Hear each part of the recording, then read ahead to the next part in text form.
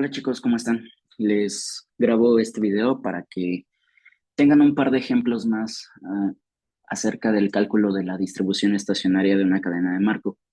Recordemos que a pesar de que no hemos abordado el caso de lo que pasa con la distribución estacionaria en el caso de las matrices con espacio de estados infinito, la particularidad de esto es que sí hemos abordado ya el caso finito. Y eso implica que podemos hacer ejercicios asociados a el caso donde tenemos el espacio de estados de una cadena de Markov en el sentido finito. Vamos a abordar dos ejemplos en los cuales tenemos esta particularidad y vamos a estudiar el caso de las distribuciones estacionarias de ambas cadenas. Primero, tenemos presente la cadena de Markov con espacio de estados, en este caso 0, 1 y 2, y matriz de probabilidades de transición dada por esta matriz estocástica. La finalidad de esto, como ya lo mencionamos, es calcular la distribución estacionaria de la cadena. Rápidamente vamos a recordar lo que es la distribución estacionaria. La distribución estacionaria de la cadena de Markov es aquella distribución que cumple en términos matriciales ser solución de este sistema de ecuaciones. Es decir, que si nosotros encontramos un vector de distribución llamado pi, aquí recordemos que no le ponemos ningún subíndice como lo habíamos hecho desde el primer parcial, porque estamos haciendo referencia a la notación de la distribución estacionaria. Entonces, si nosotros multiplicamos un vector estocástico pi por esta matriz estocástica p, tiene que ser exactamente igual a este mismo vector pi. Eh, la particularidad de que cumple esto hace que también otra forma de llamar a la distribución estacionaria también se conozca como distribución invariante de la cadena. ¿Por qué? Porque no importa ya cuántos pasos demos, siempre vamos a tener la misma distribución. Por eso es que decimos que es invariante. No voy a utilizar formalmente ese nombre, yo le voy a llamar distribución estacionaria de la cadena, donde, como ya mencionamos, pi es un vector, en este caso de manera generalizada de n entradas, pero vamos a tener tantas entradas como cantidad de estados que tengamos en el conjunto épsilon. Entonces, lo que nosotros tenemos que hacer es encontrar la solución a este sistema de ecuaciones, a este sistema matricial, o bien, equivalentemente, encontrar la distribución estacionaria de la cadena. Tenemos entonces que tomar en cuenta que necesitamos saber el espacio de estados, no propiamente porque querramos saber quiénes son los estados, sino que necesitamos la cardinalidad de este espacio de estados y necesitamos conocer la matriz de probabilidades de transición. Entonces, estos dos datos son algo que nos tienen que dar forzosamente para que nosotros podamos calcular la distribución estacionaria dada por la cadena. Si bien es cierto que yo simplemente podría ya plantear el sistema de ecuaciones dada por ese sistema que estamos viendo en pantalla, vamos a hacer un poquito más de análisis antes de comenzar a resolver el ejercicio. El análisis consta de saber si la distribución estacionaria de la cadena va a ser única o no va a ser única. Primero, la pregunta generalizada podría ser si la distribución estacionaria en una cadena de Markov existe o no existe. Y en caso de que exista, vamos a saber, bueno, la siguiente pregunta que habría que contestar es si la distribución estacionaria es única o tenemos una infinidad de casos de distribución estacionaria. En términos generales, cualquier cadena de Markov tiene tres posibilidades. O tiene una distribución estacionaria y es única, tiene distribución estacionaria, pero tiene una infinidad de ellas, tiene una caracterización infinita de ellas, o bien la distribución estacionaria de la cadena de Markov no existe. Como estamos trabajando en el caso discreto, algo que mencionamos en clase es que siempre que nosotros trabajemos en el caso discreto, las cadenas de Markov podemos asegurar que tienen al menos una distribución estacionaria asociada. ¿Qué quiere decir esto? Que en este caso en particular, como nuestro espacio de estados es finito, solamente son tres estados, podemos de alguna manera asegurarnos, eh, podemos estar seguros, mejor dicho, de la afirmación de que la distribución estacionaria de la cadena existe. Mejor dicho, que esta cadena de Markov en particular sí tiene al menos una distribución estacionaria. Entonces, la primera pregunta que sería preguntarnos si tiene o no tiene distribución estacionaria, la podemos contestar fácilmente. Como es el caso discreto, sabemos que existe al menos una. Pero esto nos abre la siguiente interrogación. Ahora, si sabemos que existe la distribución estacionaria, ¿es única o podemos pensar en que existen más de una distribución estacionaria para esta cadena de Markov? ¿Y eso cómo lo vamos a contestar? Vamos a contestarlo a través de analizar cómo es esta cadena. Recordemos que la clasificación en general que les hemos dado a las cadenas de Markov son si las cadenas son irreducibles o no. Esto quiere decir que necesitaríamos ver si en esta matriz de, mejor dicho, en esta cadena de Markov, todos los estados se comunican entre ellos o hay varias clases cerradas o varias clases de comunicación dentro de la cadena. Entonces, para hacer esto, lo que voy a hacer es utilizar el análisis de la matriz de más y ceros, o también llamada matriz de conectividad, para analizar esta cadena de Markov y saber si la cadena es irreducible o no. Si nosotros hacemos la matriz de conectividad asociada a esta cadena de Markov, vamos a poder encontrar que esta que están viendo en pantalla es la matriz de conectividad asociada a la cadena anterior. Y como podemos observar, todas las entradas de esta matriz de más y ceros son más. Eso quiere decir que en grandes rasgos, los estados de la cadena, todos los estados de la cadena, en este caso el 0, 1, 2, podemos afirmar que se comunican entre ellos. Otra forma de visualizarlo es que, como todas las entradas de esta matriz son con signo más, que queremos decir con esto de que solamente existe una única clase de comunicación. En otras palabras, existe una clase de comunicación que es, vamos a llamarle C1, y esta clase de comunicación son todo el espacio de estados épsilon, que pues de alguna manera es el conjunto 0, 1, 2. Con esta afirmación, nosotros podemos decir que la cadena es irreducible. ¿Por qué? Porque de manera generalizada existe una única clase de comunicación. Si esa afirmación no convence, la siguiente afirmación sería que es porque todos los estados se comunican entre ellos. Si esa afirmación no convence, podríamos también decir que es porque la clase de comunicación del 0 es todo el espacio de estados, y al igual que la clase de comunicación del 1 es todo el espacio de estados, y al igual que la clase de comunicación del 2. Y si lo queremos ver de una manera bastante simple y los argumentos anteriores no nos convencen, que son los más formales, quedémonos con la idea de que si la matriz de conectividad tiene este comportamiento en el que todas sus entradas son más, vamos a decir que esta cadena es irreducible. Lo podemos afirmar eh, de, sin temor a equivocarnos, ¿vale? Si todavía tienen problemas con saber por qué es que sacamos esa matriz de conectividad asociada a esta matriz, los invito a que hagan el análisis. Es bastante rápido, prácticamente por estas entradas que estoy circulando. Las entradas directamente en la matriz de conectividad ya son más y nada más tendríamos que pensar por qué estas entradas en la matriz de conectividad representan más y no son ceros. Es un análisis bastante sencillo, pero como la finalidad del video es saber calcular la distribución estacionaria, no me voy a detener a hacer ese análisis. Entonces, en resumidas cuentas, la matriz de conectividad asociada a esa cadena es esta. Hay una única clase de comunicación, por lo tanto, la cadena es irreducible. Esto, ¿de qué nos sirve? Esta información nos sirve para que nosotros podamos afirmar que la distribución estacionaria asociada a esta cadena en particular va a ser única. Existe por ser de espacio de estados finitos y es única porque la cadena es irreducible.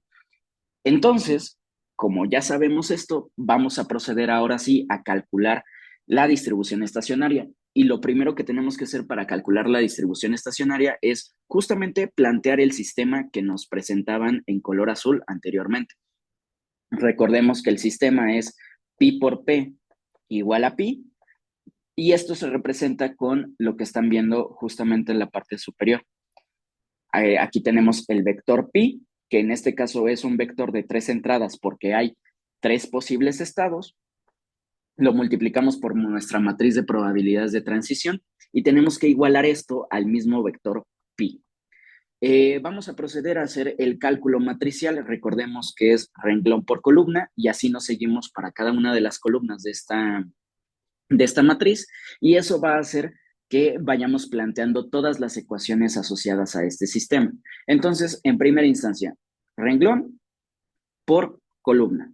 Y esto nos quedaría 0.7 multiplicado por pi0 más 0.4 multiplicado por pi1 más 0 multiplicado por pi2. En este primer ejemplo voy a hacer explícitamente cada uno de los cálculos, pero ustedes, si ya dominan esto, pues prácticamente podrían omitir todas las entradas que sean cero, ¿ok? Ahora, importante, yo acabo de hacer este renglón por esta columna y tenemos que igualarlo a la primera entrada de este renglón, de este vector, mejor dicho. Y entonces, esto lo voy a igualar a pi cero. Y ahí tenemos nuestra primera ecuación asociada al sistema que vamos a querer posteriormente resolver.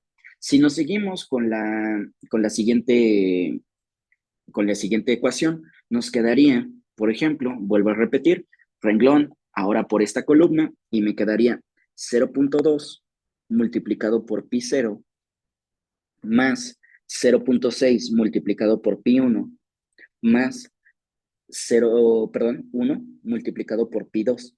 Y esto lo tengo que igualar a la segunda entrada del vector que está del lado derecho. En este caso sería la entrada pi 1. Y finalmente repetimos para la última columna de esa matriz. Y como pueden observar, nada más me quedaría 0.1 multiplicado por pi 0 más 0 por pi 1 más 0 por pi 2. Y esto lo voy a igualar a la tercera entrada de este vector, que sería el pi 2. Hasta aquí nosotros ya tendríamos planteado aparentemente el sistema de ecuaciones que hay que resolver, pero hay una restricción o una ecuación, mejor dicho, importante que no debemos de perder de vista. Y esto es importante y lo recalco porque cuando nosotros estamos planteando este sistema de ecuaciones es muy fácil que en las primeras veces que nosotros lo hacemos omitamos esta restricción que es sumamente importante. Primero, recordemos que esto, a pesar de que no está escrito, lo mencionamos, esto tiene que ser un vector estocástico. Si recordamos rápidamente la definición de vector estocástico, el vector estocástico es aquel vector cuyas todas entradas son mayores o iguales que cero, pero la suma de todas las entradas tiene que ser mayor o igual que 1.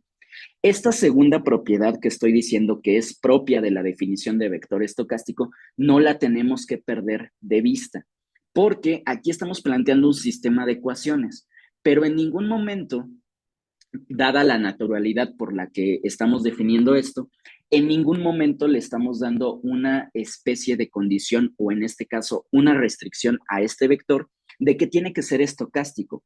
Aquí estamos planteando un sistema de ecuaciones tal y como lo hemos planteado desde álgebra lineal. El problema es que no tenemos que perder de vista la cuestión de que esta cosa tiene que ser vector estocástico.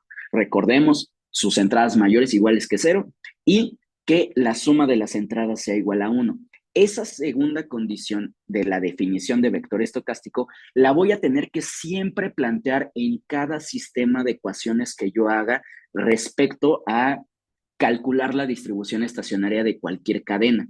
Si yo omito esa restricción o esa ecuación, puede que este sistema tenga solución, puede que no, pero supongamos que en el mejor de los casos va a tener solución. Si no le decimos en ningún momento a este sistema de ecuaciones, oye, pero estas entradas tienen que ser, tienen que ser propias de un vector estocástico, si no le damos esa información a este sistema de ecuaciones, puede que esto tenga solución, pero puede que me queden con entradas negativas o entradas mayores que 1. Y ahí ya perderíamos toda noción de que sería un vector estocástico. O lo que es más, perderíamos toda la noción de que se representa una distribución asociada a una distribución asociada en probabilidad, que perdería las dos propiedades, que es que recordemos que todas las probabilidades tienen que estar entre 0 y 1. Entonces, ¿cómo vamos a hacer que este sistema tenga la información de que tiene que ser una solución asociada a un vector estocástico? Vamos a poner justamente la restricción de que la suma de las entradas de ese vector tienen que dar igual a 1. Eso lo vamos a plantear como que pi 0, aquí está un 1 de por medio, si lo queremos ver así, más 1 pi 1 más 1 pi 2. Esto forzosamente tiene que ser igual a 1. Esta restricción, reitero, es muy fácil perderla de vista, pero es, no sé si decir que la más importante, pero es la que permite que todo funcione en términos probabilísticos. Por favor, es importante que no la perdamos de vista. Si la perdemos de vista, puede que nos salgan cosas catastróficas. Entonces, nada más por notación, para que quede un poquito más claro, estoy diciendo que esta restricción está representando el hecho de que la suma de las entradas de este vector por ser estocástico tienen que ser exactamente igual a 1. Ya que tenemos este sistema de ecuaciones, ya ahora sí podemos proceder a resolverlo. ¿Cómo vamos a resolver el sistema de ecuaciones? Ahí sí ya dependemos del conocimiento de cada uno de nosotros en términos de álgebra lineal para saber cómo resolver esto. Hay varios métodos para que nosotros resolvamos esto. Personalmente, pues para no complicarnos la vida, yo diría que hagamos el método de sustitución. Es decir, simplemente vamos viendo a qué podemos igualar cada entrada y simple y sencillamente vamos sustituyendo en cada una de las distintas ecuaciones. Vamos a llamar para más practicidad. Vamos a pensar que esta es la restricción 1, vamos a pensar que esta es la 2, la 3 y la 4. Entonces, vamos a empezar con el método de solución por sustitución de este sistema de ecuaciones y vamos a ver qué nos resulta con esto. Habiendo ya aplicado entonces el método de sustitución. Vamos a ver este procedimiento, ya está hecho, no, nada más voy a detenerme a explicar un poquito. Si nosotros tenemos este sistema de ecuaciones que ya habíamos planteado, lo primero que podemos observar es que si nosotros analizamos la tercera ecuación, que sería esta que estoy subrayando, eh, podemos notar que aquí ya nos está dando una relación que guarda pi2 respecto a pi0. ¿Qué quiere decir esto? Que la segunda entrada del vector de la distribución estacionaria va a ser igual a 0.1 veces la primera entrada del vector de la distribución estacionaria. Entonces, ya tenemos aquí una relación. Si nosotros tomamos ahora la ecuación 1, que sería esta que estoy marcando, podemos observar que aquí no pinta nada pi2, podemos descartarlo y simplemente tenemos que pi0 va a ser igual a 0.7 de pi0 más 0.4 de pi0. ¿Qué es lo que va a pasar aquí? Bueno, justamente tenemos esto que acabo de mencionar y si hacemos un despeje, que prácticamente sería pasar este 0.7 pi0 a este lado, cuando hacemos la resta, pues me quedaría 0.3 de pi0 va a ser igual a 0.4 de pi1. Como aquí la pi2 la puse en términos de pi0, voy a repetir ese procedimiento, pero ahora para pi1. Es decir, a pi1 lo voy a despejar para dejarlo en términos de pi0. Y si simplemente hacemos este despeje, este 0.4 que está multiplicando pasa dividiendo y por lo tanto me queda que pi1 sería igual a 0.3 entre 0.4 pi0, que en otros términos sería igual a 3/4 de pi0 o si lo queremos ver en decimales sería igual a 0.75 de pi0. Como nosotros con estas dos ecuaciones ya tenemos en sustitución un término de pi2 en términos de pi0 y el término pi1 en términos de pi0, vamos ahora a proceder a partir de la ecuación 4, vamos a sustituir esto que acabamos de encontrar y vamos a ver qué es lo que nos resulta. Si pasamos justamente a hacer eso, tal y como lo mencioné, sustituyendo lo que obtuvimos de las ecuaciones 1 y 3, ahora aplicándolo en la restricción 4, tenemos que, por un lado, la restricción nos dice que la suma de las entradas tiene que ser igual a 1, que es lo que estamos planteando aquí. Pero lo que yo vi es que justamente pi1 va a ser igual a 0.75 de pi0, que es lo que estoy sustituyendo, y pi2 vi que era 0.1 de pi0, que es lo que estoy sustituyendo aquí. Si nosotros hacemos esta suma, pues nos queda que 1 tiene que ser igual a 1.85 de pi0. Eh, ¿Qué vamos a hacer aquí? Pues prácticamente lo que nosotros vamos a hacer es simplemente despejar. Ya tenemos que pi0, 1.85 de pi0 es igual a esto, entonces simplemente pasamos este 1.85 del otro lado dividiendo y nos queda que pi0 nos va a dar igual a 1 entre 1.85, que si lo queremos ver en una fracción un poquito más estética, simplemente esto sería equivalente a 20 sobre 37. La ventaja de esto es que, como pueden observar, yo ya tengo un valor de pi0 establecido. Y lo que necesitamos hacer entonces, como ya teníamos que pi1 estaba en relación a pi0 y pi2 estaba en relación a pi0, lo único que vamos a hacer es, ya que encontramos este valor, sustituirlo en los respectivos casos de pi1 y pi2. Si nosotros sustituimos en pi1 ya decíamos que era originalmente 3/4 de pi0, nada más que aquí lo sustituí como 0.75 para hacer esta suma un poco más explícita, pero era 3/4 de pi0. Como ya sabemos que pi0 es 20/37, lo único que hacemos es sustituir, hacemos la respectiva álgebra asociada y nos queda que el pi1 va a ser igual a 15/37. Esto quiere decir que ya tenemos la primera entrada del vector de distribución estacionaria y ya tenemos la segunda entrada de dicho vector. Volvemos a hacer lo mismo, sustituir el valor de pi0 en la relación que teníamos respecto a pi2, y pi2 era igual a 0.1 de pi0, que lo podemos representar como simplemente un décimo de pi0. Sustituimos el valor de pi0 y encontramos que el valor de pi2, la tercera entrada del vector de distribución estacionaria, sería igual a 2/37. Considerando estos tres valores que ya obtuvimos, nosotros simplemente concluimos que la distribución estacionaria de la cadena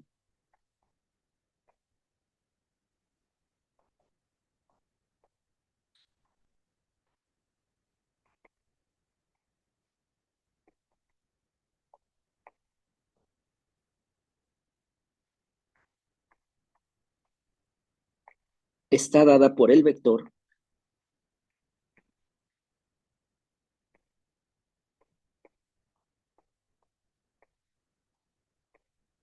Este vector se llama pi, como ya lo hemos mencionado, y es un vector de tres entradas, donde la primera entrada, según lo que calculamos, sería 20/37.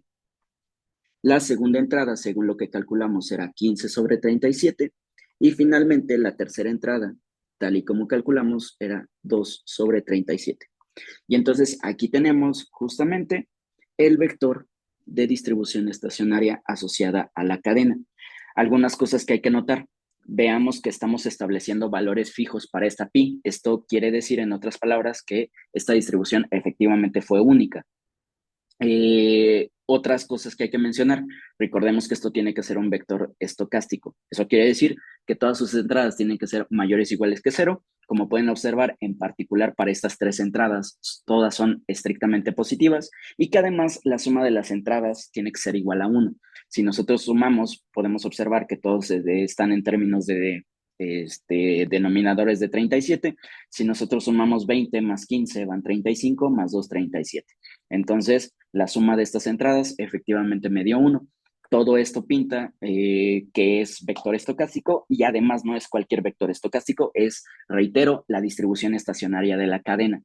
Entonces, como pueden observar, la mecánica del cálculo de la distribución estacionaria, en el caso finito, que es el que estamos estudiando ahorita, es bastante sencillo. No es porque en el caso infinito vaya a variar de sobremanera, pero a lo que me refiero es que, tal y como hemos mencionado en clase, a pesar de que estamos estudiando términos estocásticos, términos probabilísticos en términos generales, todos nuestros métodos de resolución tienen, vamos a decirlo así, un punto de vista algebraico que nos permitan resolver las cuestiones probabilísticas en términos de resolver cuestiones algebraicas.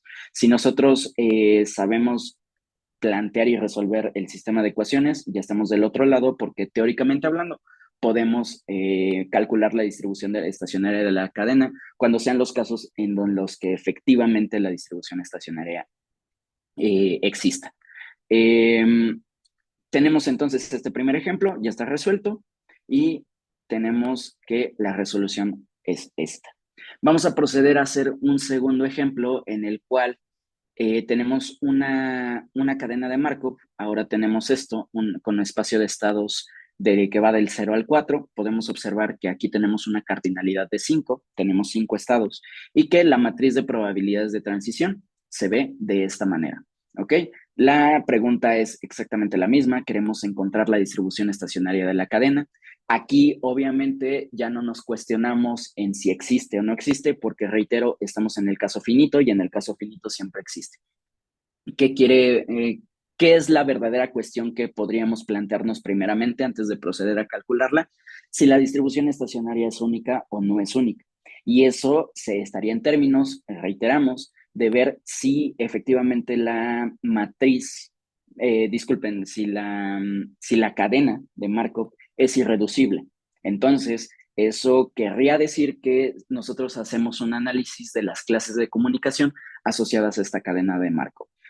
Aquí no ponemos nada nuevo, recordemos que la distribución estacionaria es aquella que cumple este sistema de ecuaciones planteado de manera matricial. Vamos entonces a proceder a calcular la distribución estacionaria de esta cadena. Primero, a pesar de que no me los están pidiendo, vamos a hacer el análisis para saber si la distribución estacionaria es única o no es única. Tenemos esta matriz de probabilidades de transición asociada y vamos a proceder a sacar la matriz de más y ceros. Así de primera vista, esperando que ya sea más o menos obvio para pues prácticamente todas las personas que estén viendo esto, pero si no lo pueden hacer con calma. Si nosotros analizamos la matriz de conectividad asociada a esta cadena, podemos observar que el comportamiento de la matriz de más y ceros se ve de esta manera. Aquí intencionalmente marqué, a pesar de que no nos lo piden así, marqué dos clases de comunicación que de hecho deberían ustedes ya inferir que son clases cerradas de comunicación, que sería esta, porque si lo queremos ver en términos simples, entramos como en esta especie de bucle del que tanto hemos hablado en clase, y aquí también entramos como en esa especie de bucle. ¿Qué es lo que hacemos con esto? Bueno, si queremos hacer un análisis rápido de la comunicación de estados de esta cadena en particular, recordemos que los estados serán 0, 1, 2, 3 y 4. Rápidamente podríamos concluir con este diagramita que estamos haciendo, que la clase de comunicación del 0 y el 1 es una clase cerrada, la clase de comunicación del 3 y el 4 es una clase cerrada, y por lo tanto hay una clase de comunicación que nada más es el 2, ¿ok? Tenemos tres clases de comunicación, dentro de las cuales esta y esta son cerradas. En particular, la clase de comunicación del 2 no es cerrada, ¿de acuerdo? Y esto nos puede llevar a rápidamente hacer una clasificación de estados.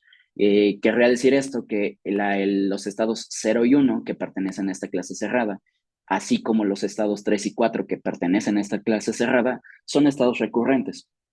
Mientras que por el comportamiento que estamos observando, o simplemente por el hecho de no pertenecer a ninguna clase cerrada, podemos decir que el 2 es un estado transitorio.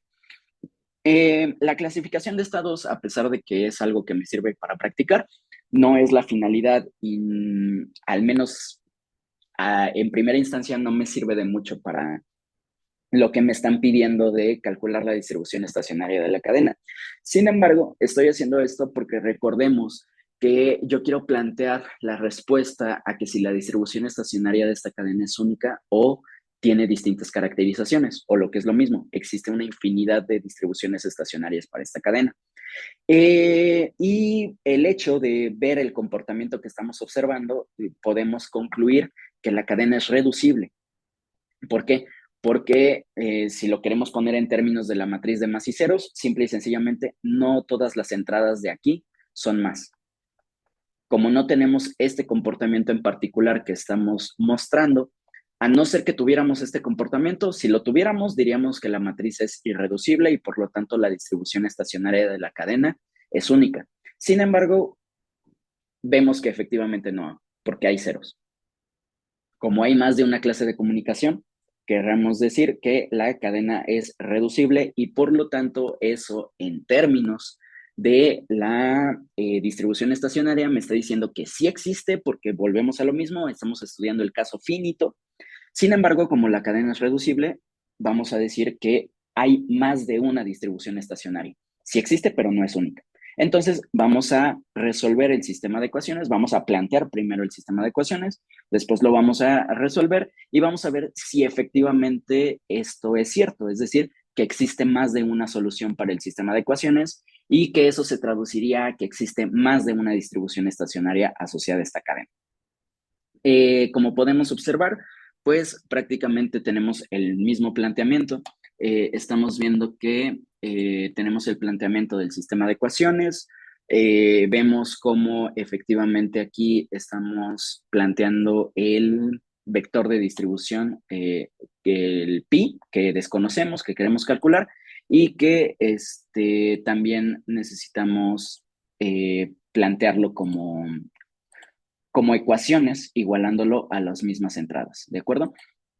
Entonces, ya que tenemos eso, vamos a, ahora sí, a plantear el sistema de ecuaciones y posteriormente vamos a resolver. Bueno, como pueden observar, aquí ya tenemos el sistema de ecuaciones planteado. Simplemente vamos a eh, exhibir un poquito cómo lo obtuvimos, aunque ya no me voy a detener tanto con esto. Recordemos que, pues, de nueva cuenta, matricialmente hablando, estamos haciendo un producto punto, renglón por columna, y esto me da cada una de las restricciones que estamos viendo un poquito más abajo. Entonces, como pueden observar, primero renglón por columna, nada más me quedaría esta entrada y esta entrada, que está representada por 1/3 de pi 0 más 1/2 de pi 1. Aquí, para que no se vea tan atascado de información, estoy omitiendo ya intencionalmente todos los que tengan coeficiente de 0, ¿vale? Entonces, esta primera multiplicación que estoy haciendo, lo voy a igualar a la primera entrada, que sería pi 0. Y así me sigo sucesivamente. Luego, renglón por segunda columna, como podemos observar, 2/3 de pi 0 más 1/2 de pi 1 más 1/2 de pi 2. Por estos tres números, omito los que tienen 0 y esto lo igualo a la segunda entrada, que sería pi 1. Ahora, nada más para que se entienda un resultado que vamos a dar. Como pueden observar, esta tercera columna de la matriz son puros ceros. Entonces, cuando yo hago renglón por columna, me queda 0 pi 0 más 0 pi 1 más 0 pi 2 y así. Y esto lo voy a igualar a la tercera entrada. Aquí sí lo puse intencionalmente solamente para no perderlo de vista, pero tenemos pi 0, bueno, 0 pi 0 más 0 pi 1, bla, bla, bla, bla, bla, igual a pi 2. Esto de entrada ya me está diciendo que pi 2 va a ser igual a 0, ¿de acuerdo? Pero bueno, eso ya es adelantarme un poquito a los resultados. Después vuelvo a hacer lo mismo, renglón por cuarta columna y esto lo igualo a la cuarta entrada y finalmente renglón por quinta columna y esto lo igualo a la quinta entrada. Entonces aquí tenemos el sistema de ecuaciones que justamente surge producto de hacer ese producto punto.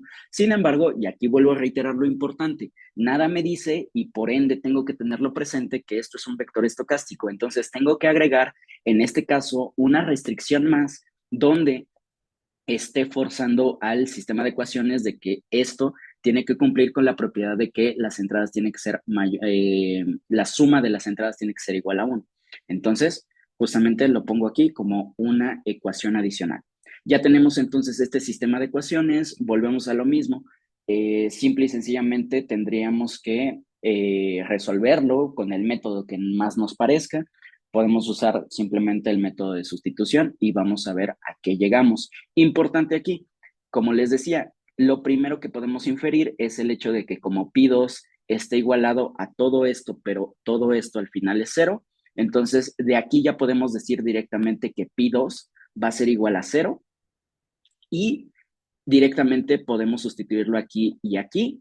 Como el pi 2 es igual a 0, entonces las restricciones simplemente me quedarían este bloquecito igual a esto y este bloquecito, perdón, este en particular sería igual a esto. Entonces, vean que, pues de alguna manera, a pesar de que se ven muchas ecuaciones, muchas variables, ya de entrada se nos están eliminando algunas cosas y el sistema de ecuaciones se va simplificando un poquito más. Vamos entonces a resolverlo por medio de sustitución y ahorita vemos qué diablos sale. Como pueden observar en la pantalla, pues ya tenemos el desglose de todo lo que sería el procedimiento de resolver este sistema de ecuaciones mediante el método de sustitución.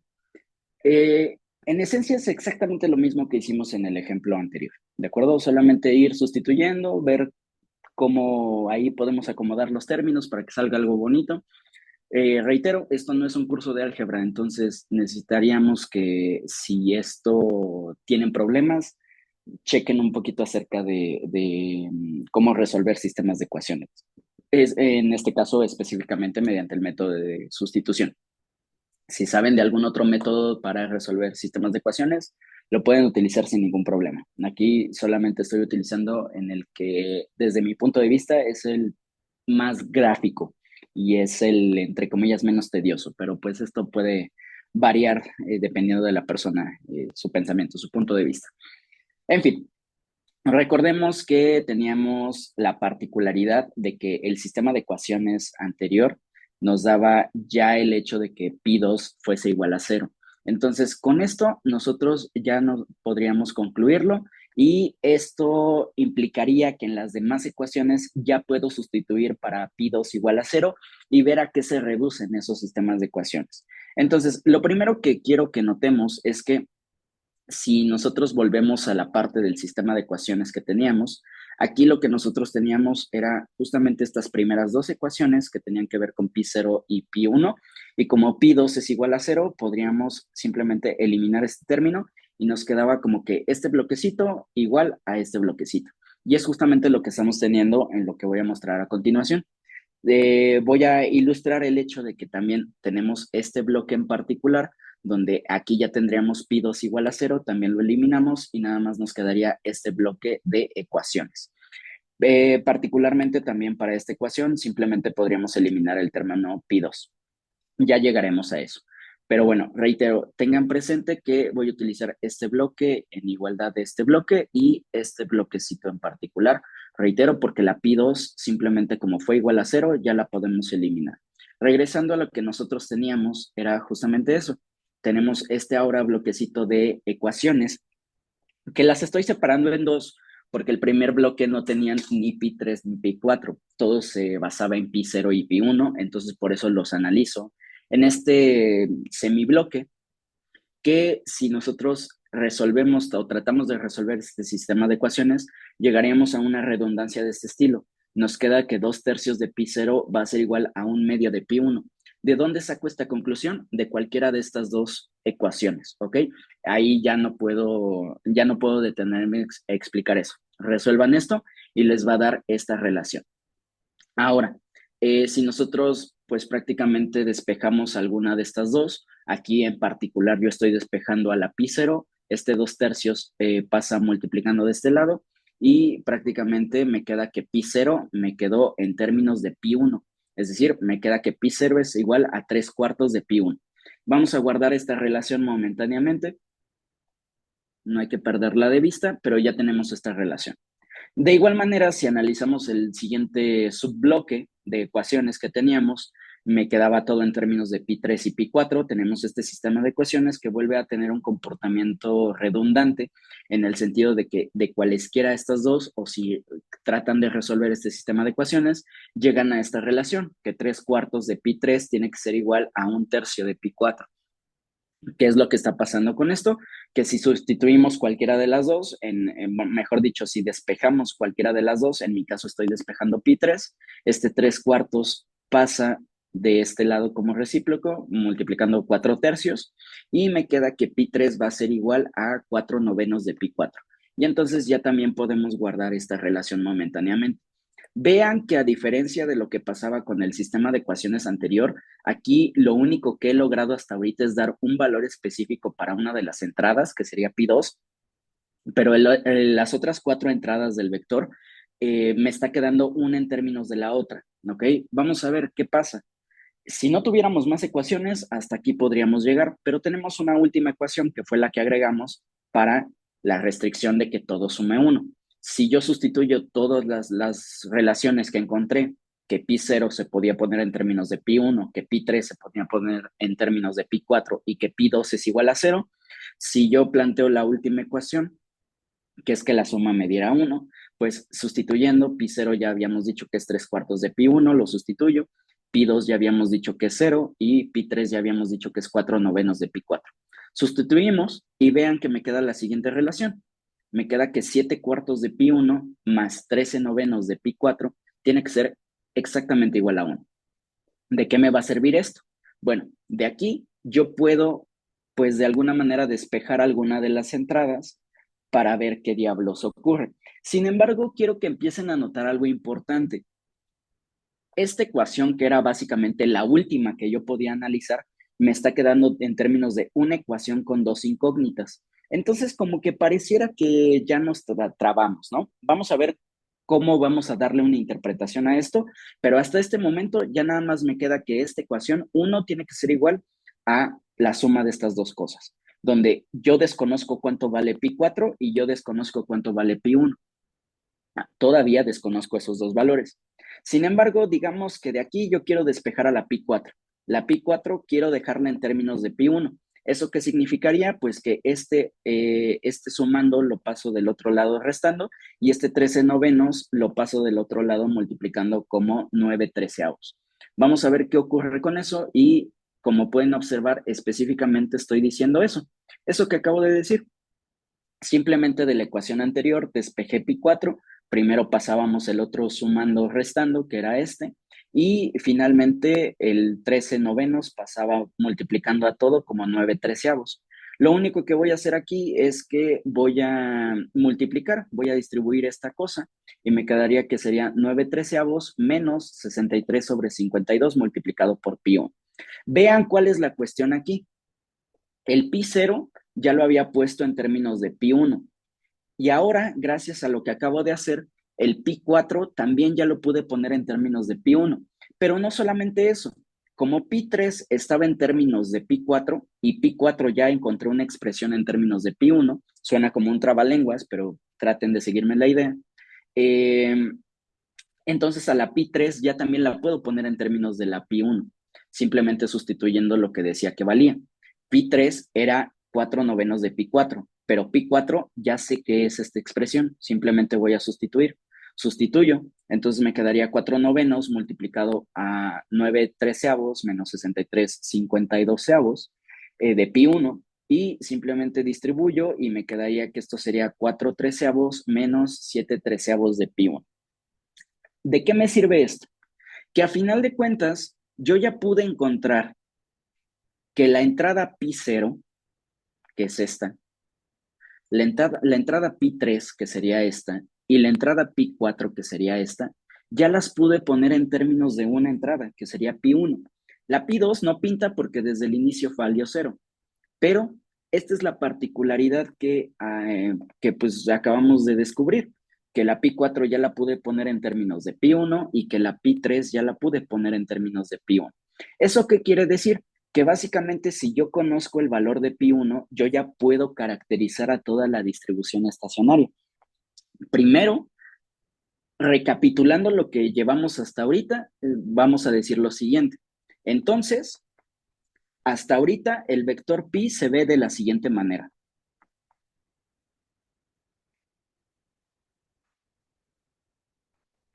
Recordemos que esto es un vector de 5 entradas y entonces, primeramente, pi se tenía que ver, recordemos, como pi0, pi1, pi2, pi3, pi4. Entonces, ¿qué es lo que está pasando aquí? Sustituyendo las expresiones que acabamos de encontrar, me quedaría que, vamos a regresar, pi0 era 3/4 de pi1. Vamos a sustituirlo. Esto me queda 3/4 de pi1. El pi1, pues básicamente no lo estoy modificando. El pi2, recordemos que era igual a 0, ya lo sustituyo aquí. El pi3 también ya me había quedado en estos términos. Como pueden observar, es 4 treceavos menos 7 treceavos de pi1. Vamos a sustituirlo. Es 4 treceavos menos 7 treceavos de pi1. Y finalmente, el pi4 también estaba en términos de pi1, es 9 treceavos menos 63 sobre 52 pi1. Vamos a ponerlo, 9 treceavos menos 63 entre 52 pi1. ¿Por qué es importante que empecemos a dimensionar esto? Porque mi vector de distribución estacionario ya se ve de esta manera, donde si se dan cuenta, digamos que el único valor que me falta por definir sería el pi1, ¿de acuerdo? Ahora, ¿qué es lo que está pasando aquí? Lo que está pasando aquí es que lo que yo necesitaría hacer es encontrar un conjunto de valores que de alguna manera me puedan dar una solución a esto. Es decir, la pi1 esencialmente tiene que ser un valor positivo, ¿ok? ¿Qué quiere decir esto? Pues que prácticamente aquí lo que necesitaríamos nosotros hacer Es decir, si yo conozco el valor de pi uno, es decir, no lo sé, si por ejemplo pi uno vale un medio, en automático ya todas las demás entradas se ponen en términos numéricos porque ya podría sustituir el pi uno. ¿De acuerdo? Entonces, ¿qué es lo que está pasando aquí? Lo que está pasando aquí es, en esencia, que si yo sé definir un subconjunto de valores que puede tomar pi uno, yo en automático ya le estoy dando subconjuntos de valores que pueden tomar las demás entradas. ¿Y a qué me refiero con este subconjunto de valores? Lo primero que tenemos que mencionar es que, por ejemplo, este vector pi uno, por ejemplo, podría valer cero. ¿Qué pasa si pi uno vale cero? Si pi uno vale cero, esta primera entrada sería 3 cuartos por cero, también vale cero. Si yo sustituyo aquí pi uno igual a cero, aquí me queda cero y entonces me quedaría 4 treceavos menos cero. Y entonces eso sería 4 treceavos. Y lo mismo aquí, me quedaría 9 treceavos menos cero, pues me quedaría 9 treceavos. Entonces, en el caso particular donde yo digo, pues la pi uno a lo mejor puede valer cero, porque todas las entradas tienen que ser mayores o iguales que cero, entonces eso me dejaría en automático el vector asociado 0, 0, 0, 4 treceavos y finalmente 9 treceavos. Y si nosotros nos damos cuenta, para este vector en particular, todas las entradas son mayores o iguales que cero, y si nosotros sumamos 4 treceavos más 9 treceavos, ya me dio 1. Entonces, esto es un vector estocástico y es una posible distribución estacionaria fijando el valor pi uno igual a cero. ¿De acuerdo? Pero eso significa que pi uno es el único valor que puede tomar, perdón, que cero es el único valor que puede tomar pi uno. Y la respuesta es que no necesariamente. Esto puede ser cualquier valor entre cero y uno, teóricamente hablando. Pero ¿qué pasaría si, por ejemplo, aquí yo digo que pi uno es igual a uno? Vamos a ver. Si pi uno es igual a uno, de entrada pueden observar que aquí ya me quedaría 3 cuartos, uno, cero, y aquí me queda algo negativo, no sé, un menos alfa, y aquí me queda un menos beta, ¿ok? Lo que sea que resulte de la resta de 4 treceavos menos 7 treceavos. Bueno, esto de hecho quedaría fácil. Esto sería un menos 3 treceavos. Y esto no sé cuánto dé, pero digamos que serían 9 treceavos menos 63 sobre 52. Esto también es negativo. Y entonces reitero, aquí me queda un cero, aquí me queda un uno y aquí me quedan 3 cuartos. Miren, de entrada sabemos que las entradas no pueden ser negativas y aquí ya tenemos dos entradas negativas. Esto ya tronó. Pero si no fuera suficiente con eso, pues la suma de las entradas tiene que dar igual a uno. A lo mejor la suma de las entradas sí da uno porque estos son números negativos, pero volvemos a lo mismo. Por el hecho de que estos sean números negativos, pues prácticamente ya tronó eso. Entonces, de entrada, la pi uno decíamos que en particular podía ser cualquier valor entre cero y uno, pero como ya vimos que el uno no funciona, entonces eso me restringe a la posibilidad de valores que pi uno no puede valer específicamente uno, tiene que valer menos de uno. ¿Qué haría de alguna manera para encontrar el posible conjunto de valores que puede tomar el pi uno? De entrada, hagamos esto para que se entienda un poquito más. Esto, si yo quiero dar una generalización del vector de distribución estacionaria, me quedaría como 3 cuartos de alfa, alfa, cero, 4 treceavos menos 7 treceavos de alfa, y finalmente 9 treceavos menos 63,52 de alfa. Así es como me queda, de alguna manera, la caracterización de la distribución o de todas las distribuciones estacionarias de esa cadena. La pregunta es, ¿dónde vive alfa? ¿Qué posibles valores puede tomar alfa?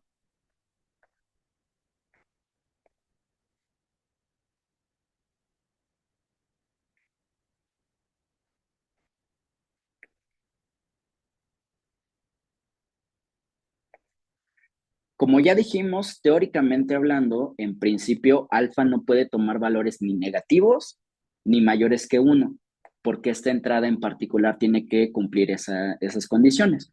Entonces, de entrada, ya nuestro primer acercamiento, nuestra primera propuesta, mejor dicho, tendría que ser que toma cualquier valor en el intervalo 0,1, pero eso no es cierto, porque ya vimos que si toma en particular el 1, esto me sale negativo y esto me sale negativo y aquí ya trono.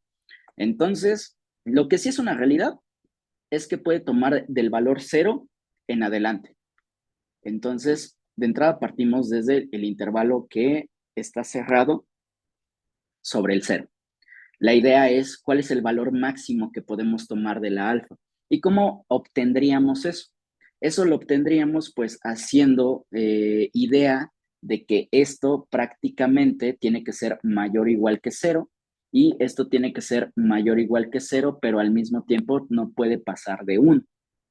Entonces, tendríamos que decir de alguna manera, si queremos librarnos un poquito de todo el cálculo y simplemente concluir, lo que diríamos es el conjunto de todos los posibles valores. Vamos a escribirlo de manera formal. Es X, no, déjenme ponerlo bien. A pertenece a todos los números, lo voy a poner mejor en palabras para que se entienda un poquito más, a todos los números reales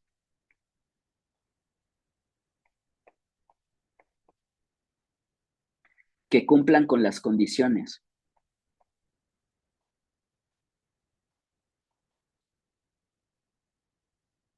que alfa sea mayor o igual que 0.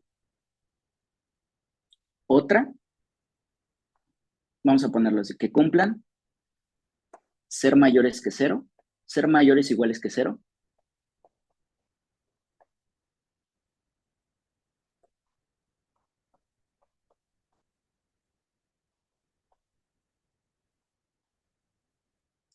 La siguiente condición es que 4 treceavos menos 7 treceavos de alfa sea mayor o igual que 0.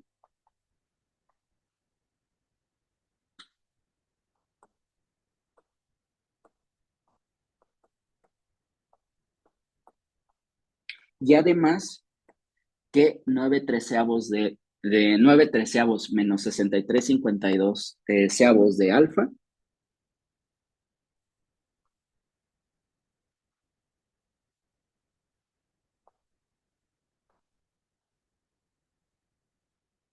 sea mayor o igual que 0. Esos son los posibles valores que puede tomar alfa. Cualquier valor de alfa que incumpla que sea menor o igual que 0, o que esta resta sea negativa, o que esta resta sea negativa, son valores que no puede tomar. Entonces, aquí lo digo porque de alguna manera, aquí se podría hacer un análisis un poquito más extenso, es decir, analicemos qué valores de alfa me dan que esto sea mayor o igual que 0, es decir, si yo quiero que, vamos a ponerlo así, de entrada, alfa tiene que ser mayor o igual que 0 por lo que ya dijimos. Luego también necesitamos que dijimos que 4 treceavos menos 7 treceavos de alfa. Esto sería por un lado, este conjunto de valores. Luego, otro conjunto de valores sería aquellos que cumple que 4 treceavos menos 7 treceavos de alfa sea mayor o igual que 0, y esto se logra si y solo si, bueno, despejamos, ¿no? Si, solo si, 4 treceavos es igual a 7 treceavos, y esto es, bueno, mejor dicho, mayor o igual. Y esto pasa si, solo si, como todo es positivo, y cuando paso de un lado, aquí me falta un alfa, perdón, cuando paso de un lado no me afecta la desigualdad, y esto es si, solo si, alfa es menor o igual que 4 séptimos. Entonces, este es otro conjunto. Y además, también queremos que 9/13 menos 63/52 de alfa sea mayor o igual que 0. Y esto ocurre si y solo si despejamos alfa. 9/13 es mayor o igual que 63/52 de alfa. Y esto pasa si y solo si, bueno, si nosotros despejamos alfa de aquí, alfa es menor o igual que, bueno, si hacemos esto, déjenme hacer la operación rápida, simplemente el 52 que está dividiendo pasa multiplicando y el 63 que está multiplicando pasa dividiendo y entonces me queda. Y entonces me queda que básicamente me queda lo mismo, de hecho. Cuando yo paso este 52 del otro lado, 52 entre 13 me da 4. Y cuando paso este 63 del otro lado dividiendo, 9 entre 63 me da un séptimo. Entonces, vean, observen cómo me queda que el alfa también cumple con la misma condición de que tiene que ser menor o igual que 4 séptimos. Entonces, reitero, ¿cuáles son los posibles valores de alfa que me cumplen con las condiciones de que esto tiene que ser mayor o igual que 0 para que no ocurran números negativos? Pues entendiendo que este es un subconjunto que cumple la primera condición, este que cumple la segunda y este que cumple la tercera, como pueden observar, yo estoy diciendo que para todos los valores de alfa que están entre 0 y 4 séptimos, estas condiciones se van a cumplir y por ende, esto ya va a estar caracterizado bien. Por lo tanto, alfa tiene que estar en el intervalo 0,4 séptimos.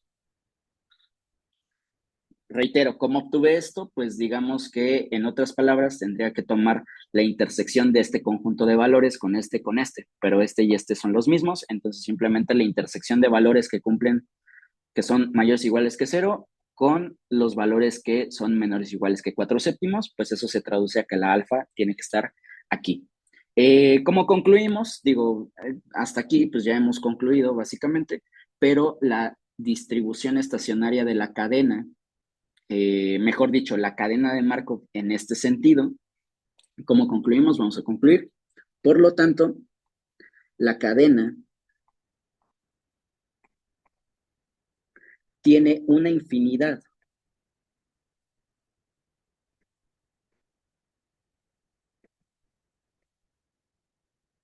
de distribuciones estacionarias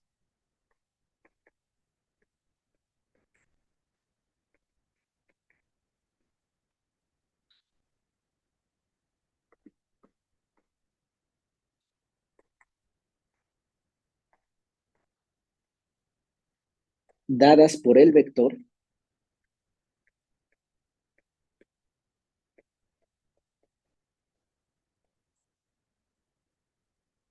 vamos a poner que es el vector pi, que nosotros le habíamos nombrado como esta caracterización, ¿ok? Vamos a poner, con alfa que vive en el intervalo 0,4 séptimos. Y con esto nosotros ya hemos concluido con el análisis de la distribución estacionaria. Punto importante a notar, desde que nosotros analizamos la cadena en este sentido de que era reducible, habíamos dicho que había distribución estacionaria por ser caso finito, pero que en este caso había más de una distribución estacionaria. ¿Cuántas hay? Pues justamente una infinidad. ¿Y por qué decimos que hay una infinidad de distribuciones estacionarias? Porque pues básicamente esto se caracteriza a través de este número alfa y este alfa puede ser cualquier número entre 0 y 4 séptimos. ¿Cuántos números hay en este intervalo? Pues hay una infinidad de intervalos. Por cada uno de estos números, perdón, hay una infinidad de números en este intervalo. Por cada uno de estos valores alfa en este intervalo, hay una distribución estacionaria de la cadena. Por lo tanto, hay una infinidad de distribuciones estacionarias. Y así es como se caracteriza. Digamos que en el caso discreto, ya para terminar con esto, el peor de nuestros casos, si lo quieren ver así, es que tengamos una infinidad de distribuciones estacionarias. Digo el peor de los casos porque si no manejamos muy bien los sistemas de ecuaciones y sus resoluciones, pues el llegar a este tipo de caracterizaciones, de que yo lo logré así y después analizando dónde vive alfa, puede ser un poquito tedioso a final de cuentas. Pero noten, y esto es importante, como les decía, noten que todo se reduce a simple y sencillamente tener que hacer eh, análisis algebraico en cuestión de sistemas de ecuaciones y pues todo lo que conlleva, ¿de acuerdo? Moraleja del asunto y como conclusión ya para terminar el video, para encontrar la distribución estacionaria en el caso finito, porque siempre vamos a poder encontrar al menos una, necesitamos primero saber plantear el sistema de ecuaciones. Eso se ve desde aquí, ¿ok? Desde recordar la definición de distribución estacionaria. Saber hacer esta multiplicación de, bueno, este producto punto para saber plantear este sistema de ecuaciones. Ese sería como que el primer reto. Ese reto conlleva un mini reto aquí, que es recordar que siempre tenemos que incluir esta restricción, ¿de acuerdo? Es importantísima. Si no la tenemos, básicamente muchos de los sistemas no los vamos a poder resolver o los vamos a resolver erróneamente. Entonces hay que tener cuidado. Pasando de lado el primer reto, que sería el plantear el sistema de ecuaciones. El segundo y reto final sería nada más saber resolverlo. Que ahí, pues ya reitero, tenemos varias técnicas algebraicas, o de menos existen varias técnicas algebraicas que me llevan a poder resolver este sistema de ecuaciones. Con esto, pues damos por concluido más ejemplos de cálculo de distribución estacionaria. Se pueden hacer más, sin embargo, el método es completamente repetitivo. No se hace otra cosa más que esto, ¿ok? Tengan cuidado, sobre todo cuando tengan una infinidad de distribuciones estacionarias, porque prácticamente esta caracterización, esta conclusión es la que nosotros tenemos que dar. Necesitamos caracterizar todas y cada una de las distribuciones estacionarias de la cadena. No se vale simplemente quedarnos con esta afirmación y no dar esta caracterización. Si nosotros simplemente hacemos esta afirmación sin decir cómo se ven caracterizadas, eso está mal, ¿de acuerdo? Entonces hay que saber caracterizar todas las soluciones de un sistema de ecuaciones, que se traduce a saber caracterizar todas las distribuciones estacionarias de la cadena, ¿ok? ¿Qué pasa en el caso de espacio de estados infinito? Lo seguiremos estudiando a fondo, pero en términos particulares, los ejercicios más usuales de cálculo de distribución estacionaria se remontan al caso finito. Entonces, es por eso que se les está subiendo estos ejemplos de, tanto en el caso de existencia única y existencia de infinitas distribuciones. Espero que les sirva, chicos. Van a tener el video para que lo estudien a fondo, para que lo vean con calma. Y bueno, cualquier duda me lo pueden poner en los comentarios o me pueden enviar un correo para tratar de resolverlo a la brevedad. Cuídense, reitero, espero que les sirva. Cualquier duda voy a estar atenta. Nos vemos.